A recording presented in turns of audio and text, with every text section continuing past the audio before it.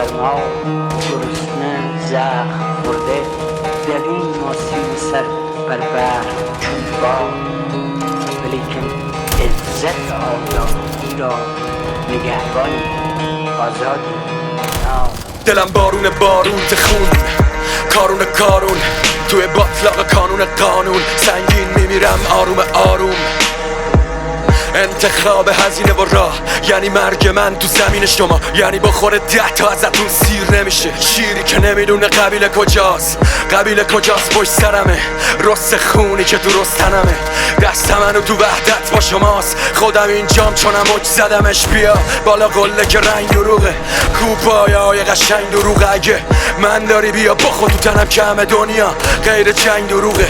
به خیالتون زدین تو ستون خالی یه گله یه فل بی چوبونه تاریخ، واسه شما همون خوبه با تیر کمون اومدین وسط توپ خونه لاشیا میان مایگی، یعنی من داد میزنم خسارت نمیدم، خوبه خماری پس نمیکشم ولی نشه میشم که خسارت درد همون صدای جرمه که کجای هنر ایستادی به زای عمرت. عرض بازنده رفیق من دوستی با شما مثل لباس فرمه، صدایی که کج بره گم کرده راه گلو که بخواین همیشه نوکر داست باشه خونه خرگوش تو دندون شیر اگه نمیره تو کلاه شعبده باز. تو آواز سگ‌ها زخم زنگار، تو باطلاق مرگ زنگار، سوزه آزاد چند آواز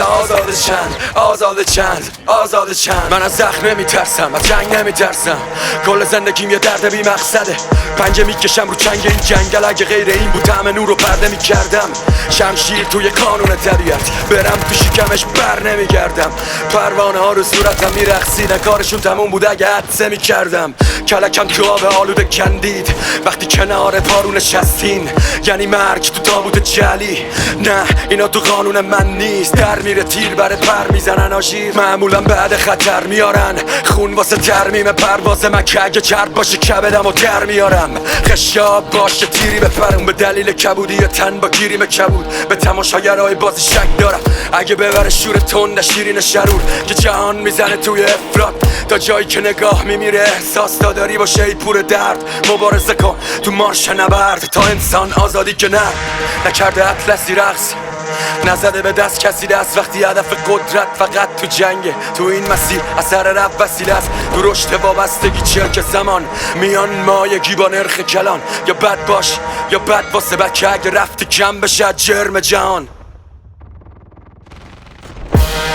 تو آواز سگ‌ها زخم زنگار، تو باطلاق مرگ زنگار، سوزه آزاد چند آواز آزاد چند